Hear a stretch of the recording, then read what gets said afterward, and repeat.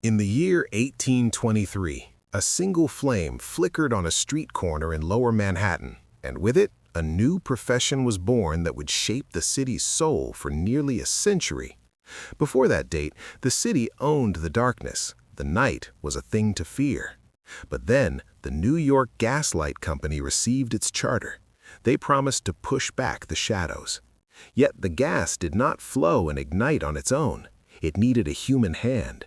It needed a man with a long pole and a steady courage. This is the story of those men, the lamplighters and the frozen empire of the ice harvesters, who battled the elements to keep the city alive. The world of the lamplighter was one of solitude and duty. Imagine a city without electric switches. The sun set and the streets became dark pits. Criminals ruled the alleys. Citizens hurried home, but the lamplighter began his shift. He was a city employee, or sometimes a private contractor, who carried the light. His tool was a long wooden pole. At the end of the pole, a small flame burned. He walked miles every night.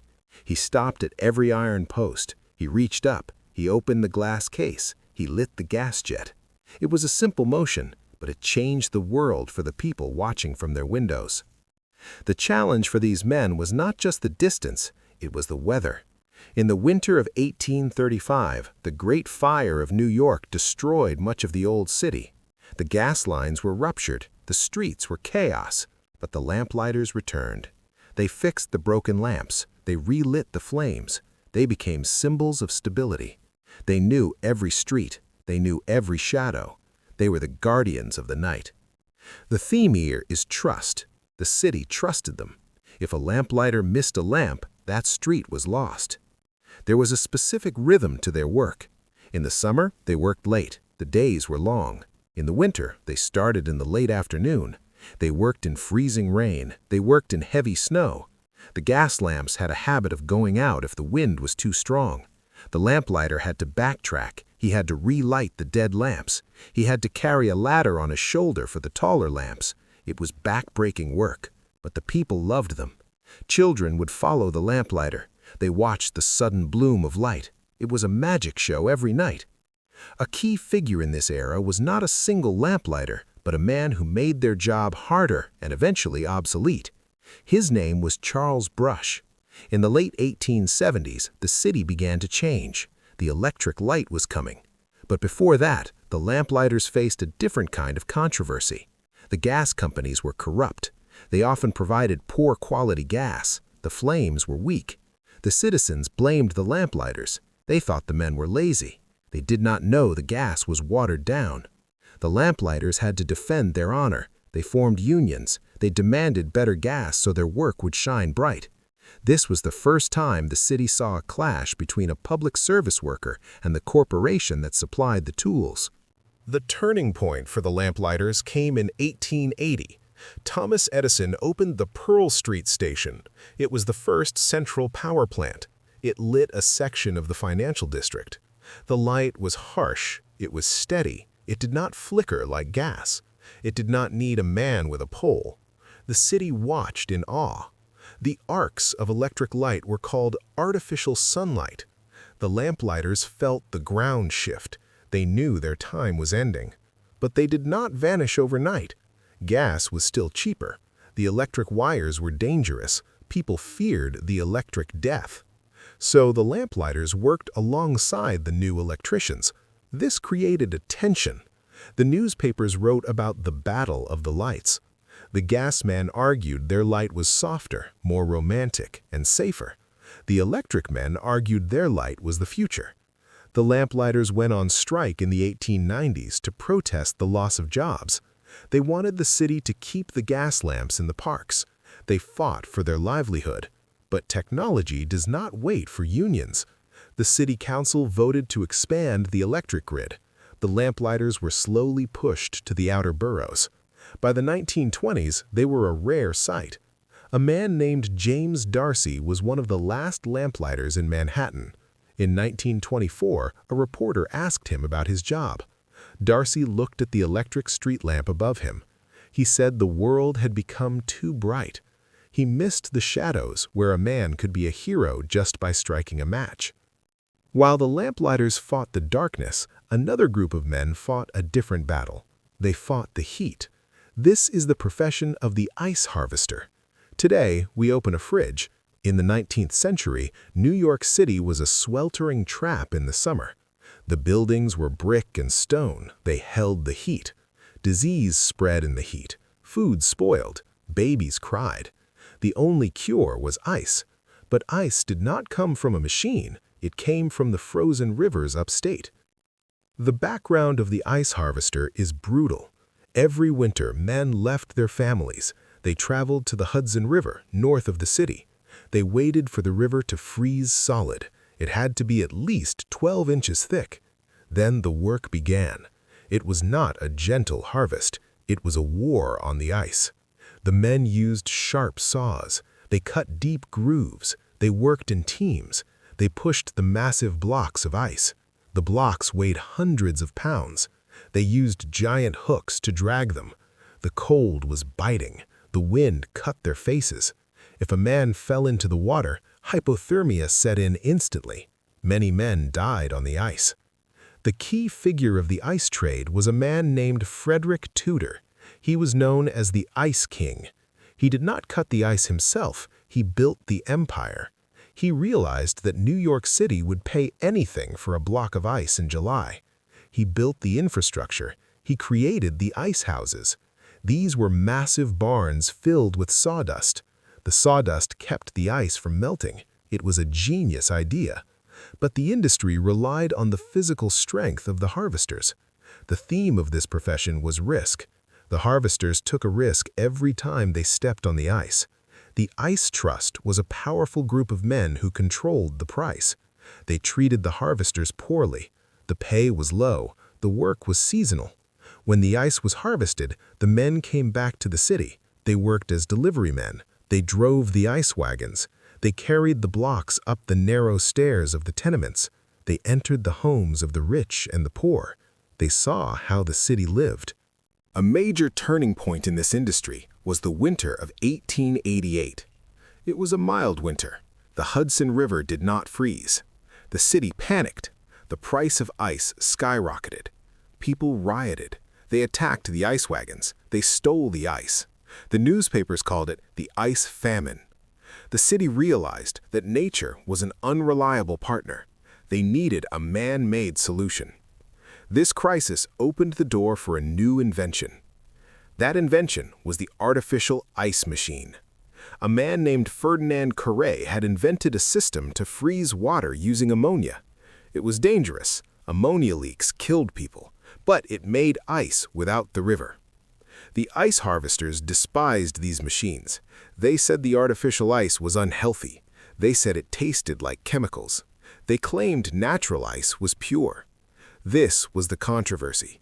The public did not know who to trust. Was the river water dirty, or was the chemical ice poison? The ice harvesters tried to fight back. They lowered their prices. They worked harder. But the winter of 1888 proved that the city could not rely on them. The turning point was the rise of the mechanical cold. By 1910, the electric refrigerator was becoming a reality for the wealthy. The apartment buildings began to install central cooling plants. The ice harvester saw his future melting away. Most of the ice harvesters were immigrants. They were Irish and Italian men. They took the jobs no one else wanted. They had a specific call. When they delivered the ice, they shouted, "Ice!" in their native accents. The housewives would rush to the window. They would signal how big a block they needed. The iceman would chip the block on the street. He would carry the piece up on his shoulder. His back was rounded from the weight. He wore a leather apron to protect his clothes. He was a vital part of the food chain. Without him, the milk would sour, the meat would rot. The consequences of losing this profession were profound. The city became cleaner. The Ice Trust lost its grip on the city's throat. Prices stabilized, but a connection to nature was lost. The city no longer looked to the frozen north for survival. It looked to the power plant. The physical struggle against the elements was replaced by the quiet hum of a motor. By the 1930s, the ice harvester was gone. The lamplighter was gone. The city had modernized, But we must remember the men. A man named Michael O'Hara, who harvested ice for 20 years, wrote a diary entry in 1925. He wrote about the sound of the saw. He wrote about the smell of the sawdust. He said the new ice had no soul.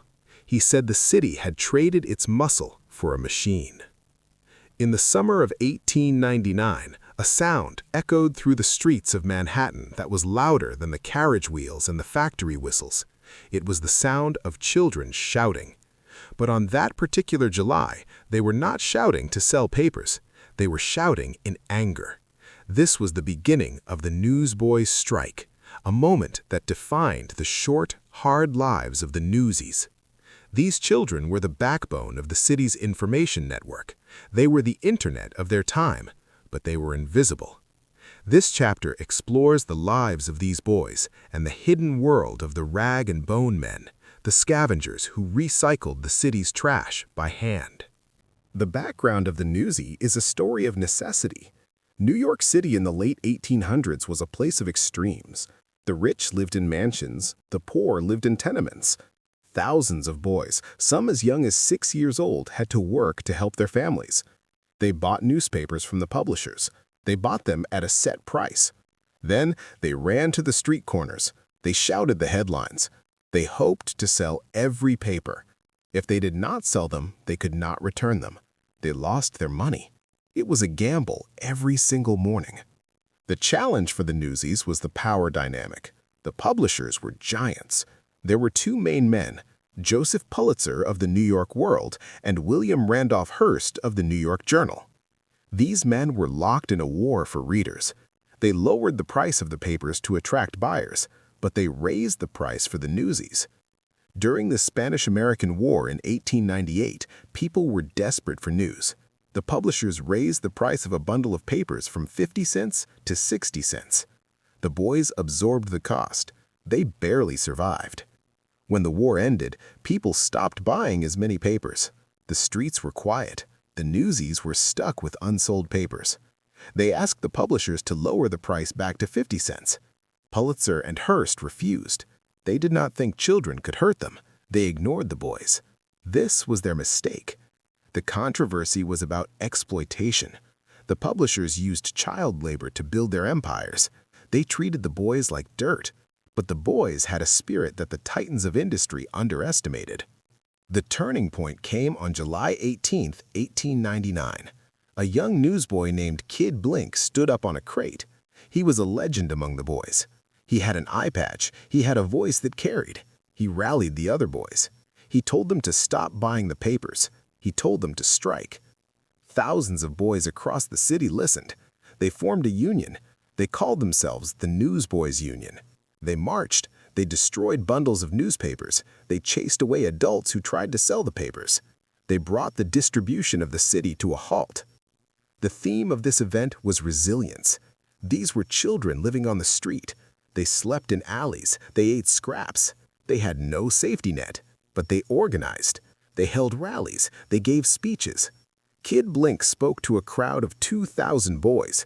He said, "Friends and fellow workers, this is a time which tries the hearts of men. This is the time when we's got to stick together." His grammar was rough, his suit was ragged, but his words were powerful. The newspapers tried to ignore them, the police tried to break them up, but the public loved the boys. The citizens refused to buy the papers too. A lesser-known fact about the strike is the role of the evening edition. The morning papers were sold by the boys. The evening papers were sold by adults or older youths. The newsies targeted the evening papers to cause maximum pain for the publishers. They realized that the news was a perishable product. If it wasn't sold today, it was worthless tomorrow. They held the line for 2 weeks. Finally, Pulitzer and Hearst caved. They did not lower the price, but they agreed to buy back the unsold papers.